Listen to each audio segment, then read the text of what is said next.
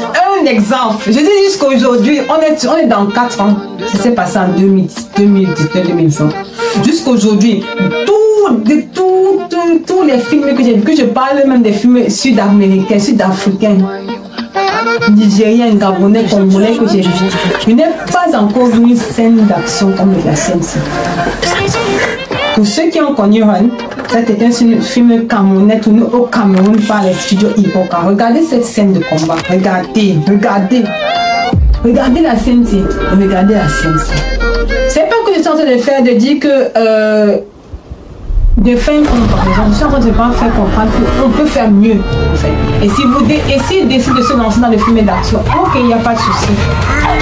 Mais qui contacte les studios Hippoca pour qu'ils puissent en fait lui faire comprendre comment ça fonctionne en fait. Et on aura beaucoup plus de ce type de contenu avec lui. Et on aura beaucoup plus d'intérêt à le regarder dans ce type de contenu. S'il décide d'aller dans ce côté action dans les films, en fait, de créer des films plus d'action que d'autres, il doit contacter ces studios-là parce que du point de vue qualitatif, du point de vue de la production, je suis désolée, ce sont les meilleurs. Même docteur qui n'a pas atteint, je suis désolée. Ce sont les...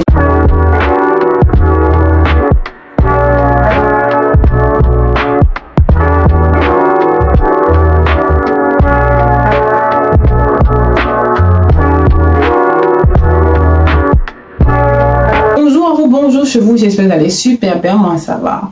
C'est un peu chaud, c'est très chaud en réalité, mais bon. On va se relancer dans les recensions. Comme je vous disais tantôt, qu'est-ce qui se passe, c'est qu'il y a Claudio Nzala, j'espère que j'ai prononcé bien son nom. Il a décidé de se lancer comme défi de faire 10 films. Bon, film aussi là, je ne sais pas si on va appeler téléfilm, mettons ça téléfilm. 10 téléfilms en fait en... Il filme, mettons il filme, parce que même téléfilm a étonné. Il filme en 1 an. Très beau challenge en réalité. Et donc, moi je vais les suivre dans ça. Je vais voir ces films, bon, pas tout. Je vais voir les films que je vais voir et je vais en parler. J'apprécie particulièrement parce que je sais que c'est un très jeune homme qui a beaucoup de, je dirais, très ambitieux dans son, il a été très ambitieux dans son challenge. Donc on va le supporter, enfin, on va aller avec lui dans ça. Et mon but sera simplement de faire les recensions de ces films-là. Ce que j'aime, ce que je n'aime pas. Et vous le savez, mon but n'est pas, mes recensions ne sont pas dans le but de détruire. En aucun cas, mes recensions sont dans le but de construire et d'améliorer de telle enseigne que lorsqu'ils vont écouter ce que j'ai à dire par rapport à ces films, ils pourront s'améliorer pour les prochains épisodes, pour les prochaines éditions, pour les prochains projets. Je vais me rapprocher un peu plus à la caméra parce que je pense qu'au moment ça va être difficile. Bon, le film, il a d'abord fait From Ash to Love. I didn't really watch it because I didn't have time actually, and I was thinking it was the first one, so I do not really have to watch it because I'm sure it's not going to be that good. Technically speaking, so I decided not to go there. Comme je disais, il a fait le premier film, c'était il y a un mois, c'était From Ashes to Love. Comme j'ai dit, c'était une première fois, donc pour moi, je n'ai pas la nécessité de recenser ce film-là parce que je sais qu'il y aurait beaucoup d'erreurs. Et les commentaires m'ont donné raison, il y a eu beaucoup de commentaires sur ce film. J'ai dit donc, je ne vais pas le regarder, je ne vais pas le recenser, je vais aller sur le deuxième film qu'il a tourné il y a 5 ans, qu'il a publié il y a 5 jours. Et le film s'appelle Blue Difference. Donc je vous dis, c'est une chose que j'ai aimé sur ce film. Et la maison de production, c'est le studio 404. Alors je ne connais pas du tout. Je ne connais pas du tout. Et c'est une belle découverte en fait. C'est une belle découverte. Ouais, c'est une belle découverte. Allez, on commence.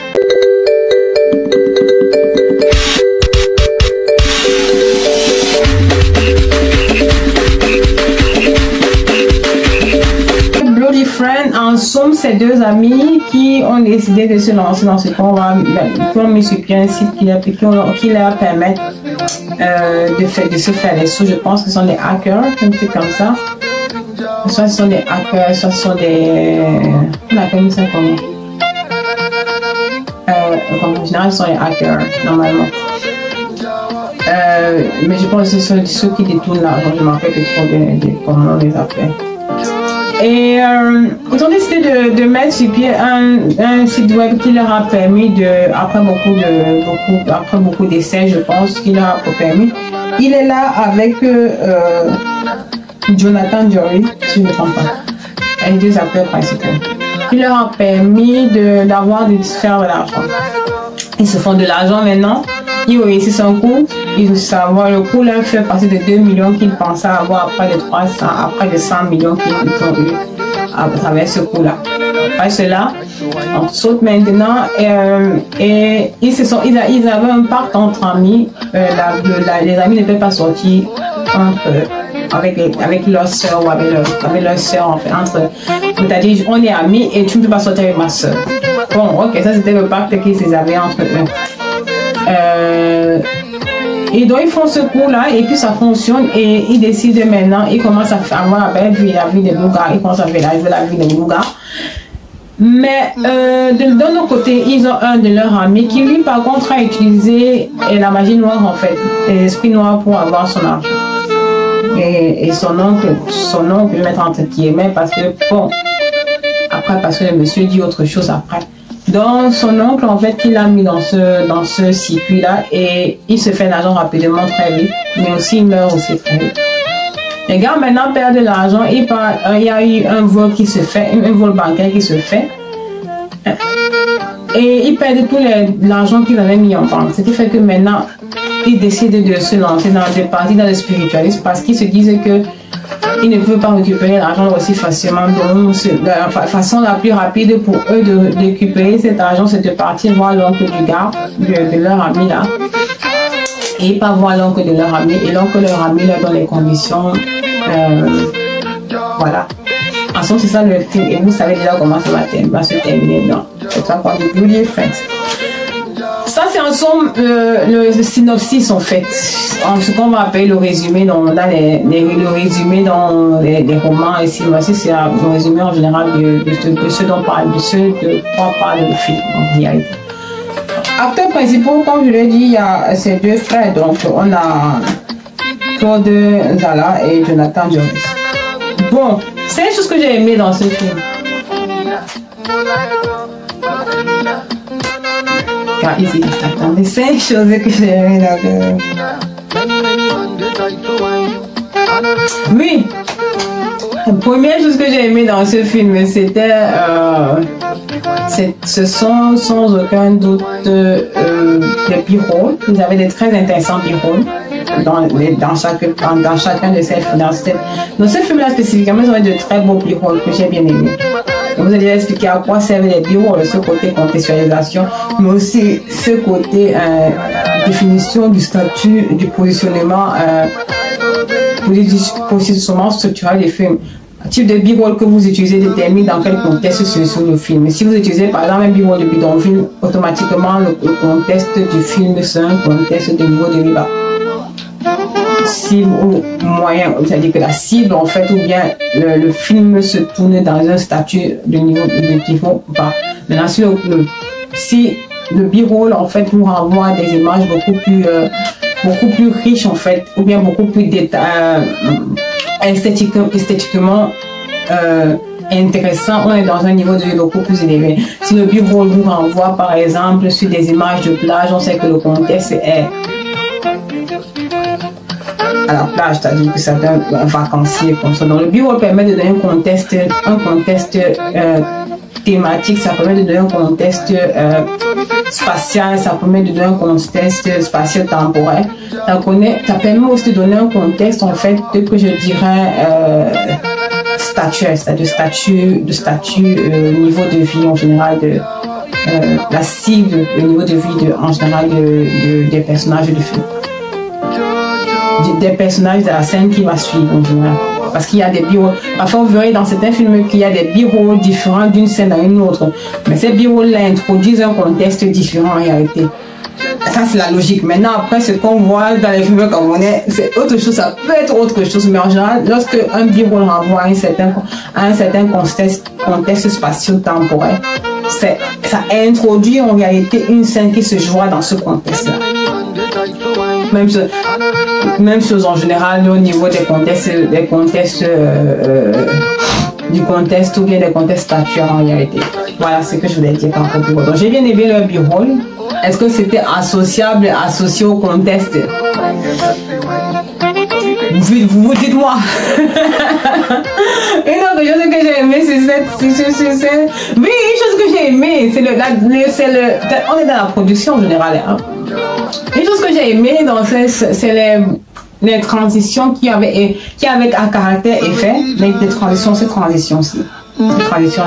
Ils ont utilisé cette transition en fait pour créer un lien, un peu construire le fil rouge en fait. Et c'est vraiment très bien pensé, c'est vraiment très intéressant. Mais le problème c'est qu'ils sont en train d'utiliser les techniques qu'on utilise en général dans les clips vidéo. Mais ça fonctionne. Donc, on comprend l'idée, on comprend le passage du temps en fait qu'ils veulent réinterpréter dans ce cas, dans cette utilisation transitionnelle, dans cette utilisation transitionnelle qu'on va appeler les transitions pellicule en fait.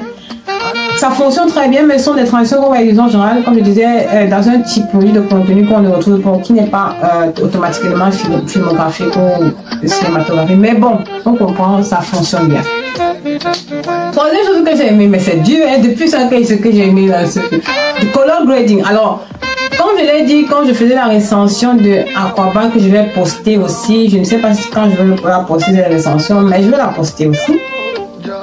Je suis fatiguée en fait je suis vraiment fatiguée des color grading qui ont ce côté mélancolique, dramatique, nostalgique.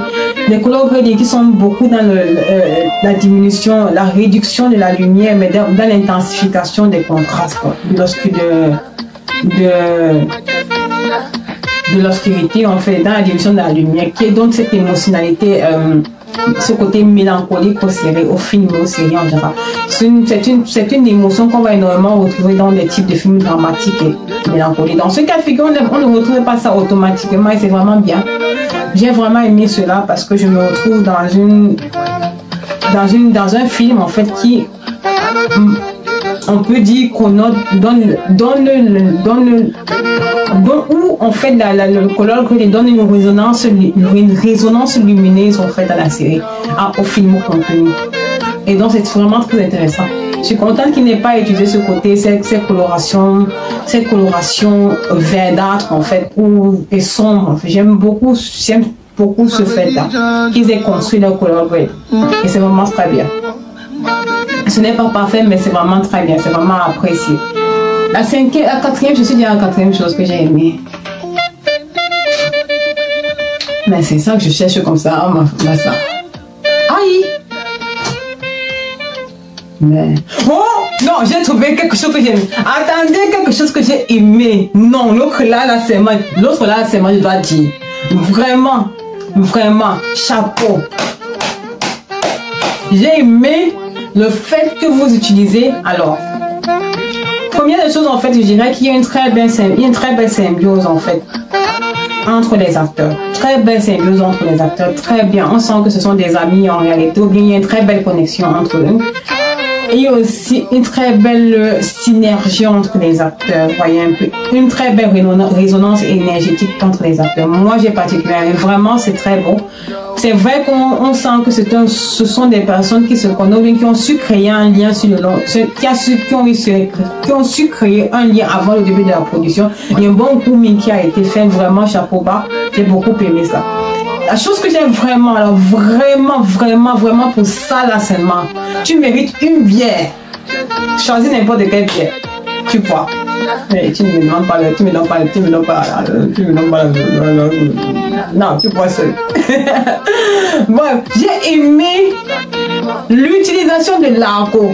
C'est-à-dire, ils utilisent dans ce film un argot, une construction synthétique qui est propre à la culture camerounaise, qui est propre à leur classe, qui est propre au contexte, qui est propre en fait à la cible.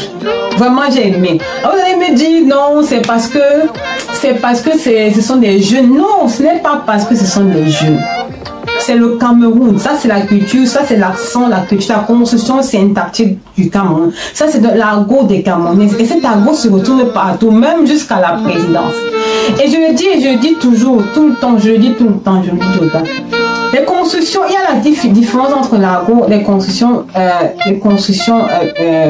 linguistiques, littéraires et les constructions parlées. La construction parlée, quand vous parlez, vous êtes en train de parler, vous ne pouvez pas utiliser la même construction que lorsque vous écrivez. Ça ne fonctionne pas. Ça crée un décalage, linguistique. Un gros décalage linguistique parce que ça pèse le dialogue, ça donne un poids énorme au niveau de la retranscription émotionnelle. Ça donne un poids énorme au niveau des échanges qui se font. Ça donne un point énorme lorsque un acteur donne la réplique à un autre acteur et qu'il est en train d'utiliser un langage littéraire, un langage écrit qui devrait rester dans le livre. Lorsque vous regardez des films américains, des films des autres pays, qu'est-ce qui se passe? C'est qu'il y a une construction, il y a le texte, enfin, il y a la tirade qui est faite, ou bien la tirade en général qui est faite en fait. Il y a un dialogue qui est, mais ils ne vont pas donner ça, ils ne vont pas écrire ça mot à mot. Ils vont utiliser des constructions sémantiques réduites, ils vont utiliser des figures de style, ils vont utiliser des idiomes, des expressions idiomatiques, c'est ce que je cherchais, des expressions idiomatiques qui permettent de retranscrire le texte dans une expression pareille. Quand vous allez entendre les expressions qu'on va droit au but, ne tournez pas autour du pot.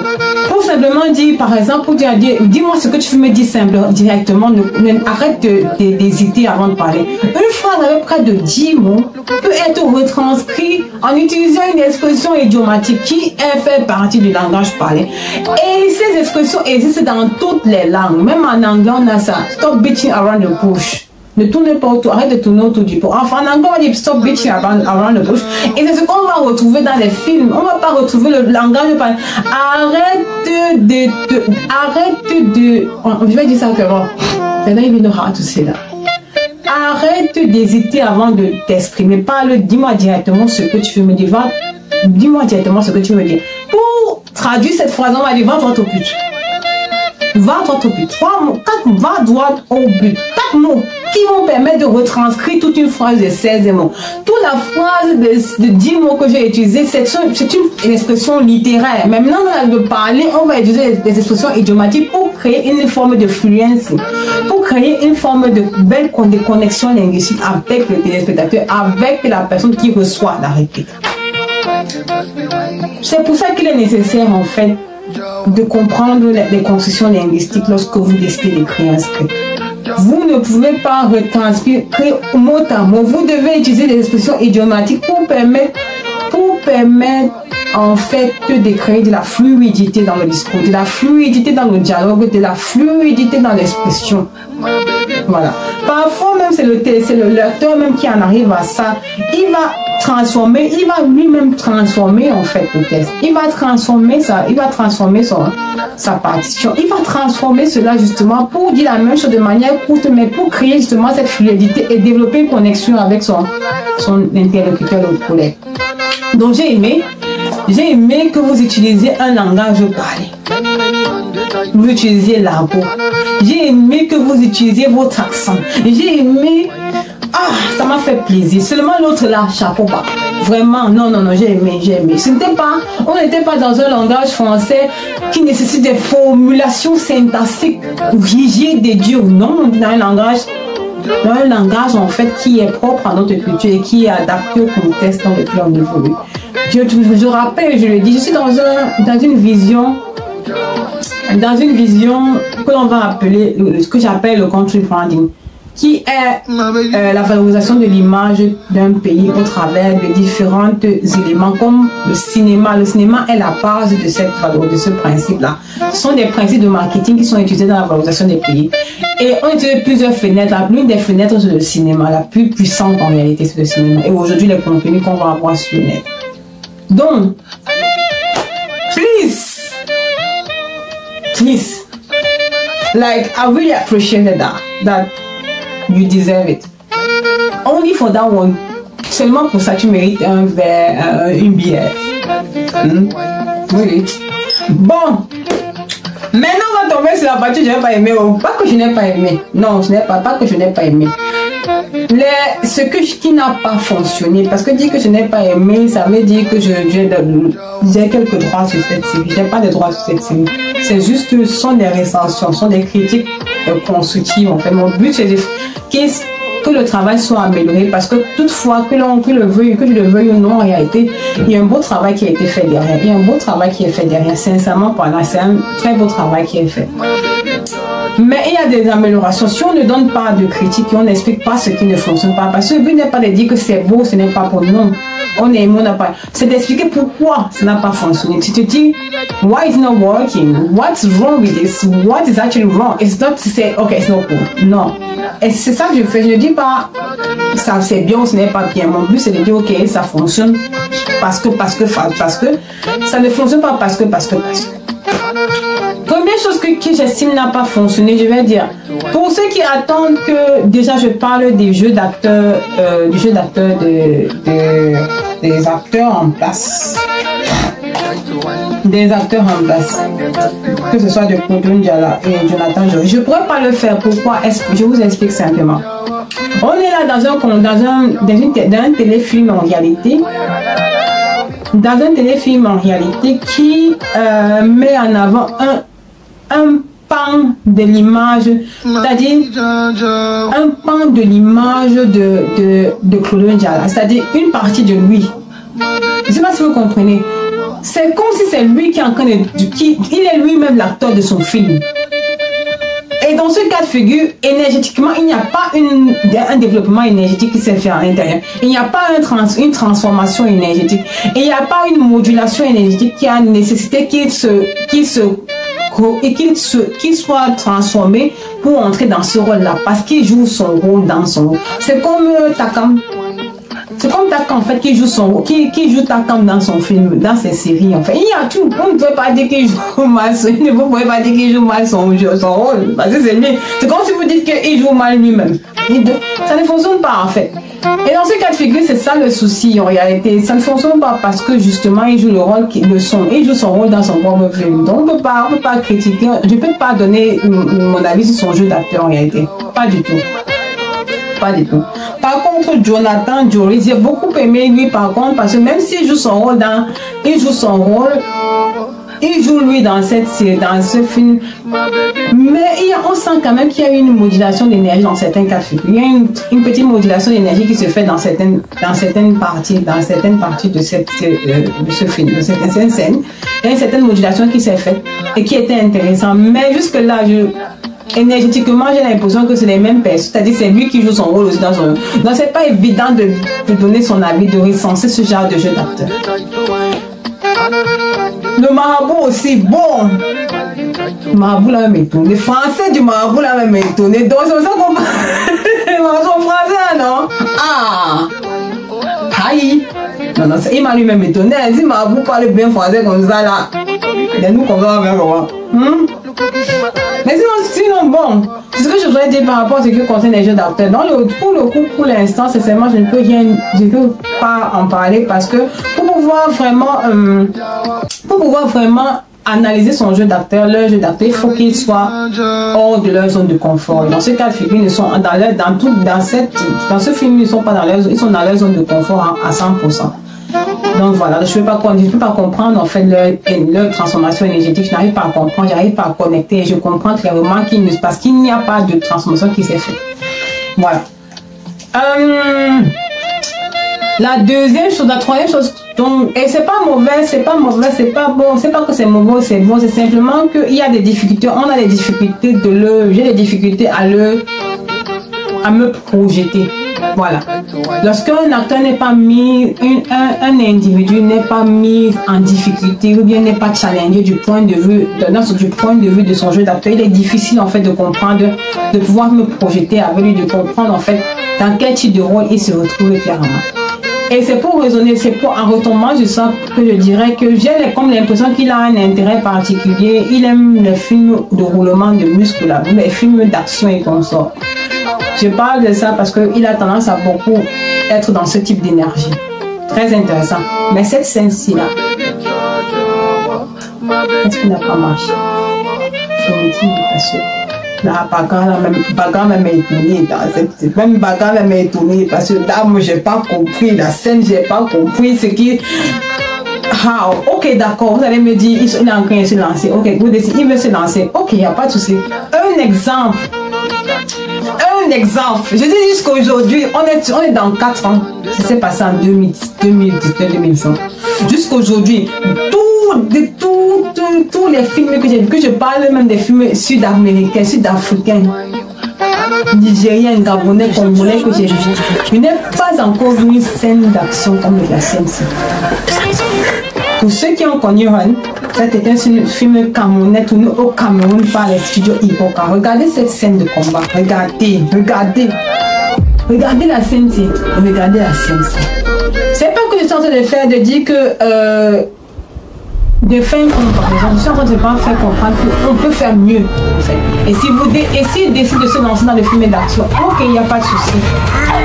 Mais qui contacte les studios Ipoca pour qu'ils puissent en fait lui faire comprendre comment ça fonctionne en fait. Et on aura beaucoup plus de ce type de contenu avec lui. Et on aura beaucoup plus d'intérêt à le regarder dans ce type de contenu. S'il décide d'aller dans ce côté action dans les films, de créer des films plus d'action que d'autres, il doit contacter ces studios-là parce que du point de vue qualitatif, du point de vue de la production, ils sont les meilleurs. Même docteur qui n'a pas atteint ce niveau, je suis désolée. Ils sont les meilleurs. Ils sont basés au Cameroun. Contacte des produits si tu veux te lancer au niveau du point de vue d'action. Contacte des, je suis sûre qu'ils pourront être. Parce que pour moi, c'est une référence. Pour moi, c'est la référence. Si je dois commencer à tourner des films au Cameroun, ça sera avec eux que je vais travailler. Ça, c'est obligé. Voilà. C'est ce que je voulais dire. Parce que la scène-là, vraiment, je n'ai pas compris. I didn't understand. Quatrième chose, soundtrack. Soundtrack aussi, je vais me plaindre. Soundtrack, tous les jours les soundtracks. Tous les jours les soundtracks. Moi, je suis déjà fatiguée par ça, je ne parle plus. Donc, c'est ça. De toute façon, les soundtracks ont un problème là-bas. C'est tout ce que je vais dire. Une autre chose que je n'ai pas, que j'estime qui ne fonctionne pas dans cette série. Ok. Let me gather my thoughts. Une chose qui ne fonctionne pas dans cette série. Il y a ce qu'on appelle le Continuity Manager. Le Continuity Manager, c'est la personne en fait qui permet de créer un raccord entre les différentes scènes, qui va définir les différents points qui étaient présents dans la scène A, qui étaient présents dans la scène A, et s'assurer à ce qu'il y ait une continuité, à créer la continuité sur le set et after le set, pour que lorsqu'on regarde le film, il y a une ligne rouge, il y a un suivi. Un suivi en fait historique. Je ne sais pas s'ils ont un continue manager dans leur série, dans leur cast. Je ne sais pas s'ils ont un continue manager dans l'équipe de production, mais il y a un gros problème de continuité dans ce film. Il y a un gros problème de ligne rouge. Et moi j'appelle ça la ligne rouge. Parce que c'est cette personne-là qui permet d'établir ces lignes rouges, de suivre une certaine compréhension historique, de construire la compréhension historique dans le film. Et ce n'est pas le cas en général. Donc, ce n'est pas le cas en général. Donc là, on aura en général quelque chose qui est différent de ce que l'on a l'habitude de voir. On aura quelque chose qui est construit, c'est quelque chose de clairement hors de ce qui est prévu, de ce que l'on a en général. Et c'est juste magnifique. Et ça ne fonctionne pas. Parce que qu'est-ce qui ne fonctionne pas? C'est que certaines scènes sont déconnectées d'autres. Certaines scènes ne sont pas représentatives, ne suivent pas d'autres. Certaines scènes, en fait, ont un désaccord, en fait. Une incongruence, en réalité. Qu'est-ce qui se passe? Par exemple, dans cette scène-ci, comment ça s'explique que automatiquement, il pense à son oncle, à l'oncle de son ami, qui... And I'm like... What is happening? Donc, il y a un problème de continuité historique, il y a un problème de cohésion historique, il y a un problème de connexion historique en fait. Ça ne fonctionne pas pour cela. Et c'est une nécessité de contrôler ces différents éléments lorsque vous tournez les films. C'est vraiment important parce que ça c'est tiré par les cheveux. L'histoire est tirée par les cheveux. Vous pouvez dire ce que vous voulez. Je vois beaucoup de personnes qui apprécient cela, mais je suis désolée, cette histoire est tirée par les cheveux et au niveau du fond de l'histoire, en réalité, c'est très superficiel. L'histoire en elle-même est très superficielle. L'histoire en elle-même, c'est du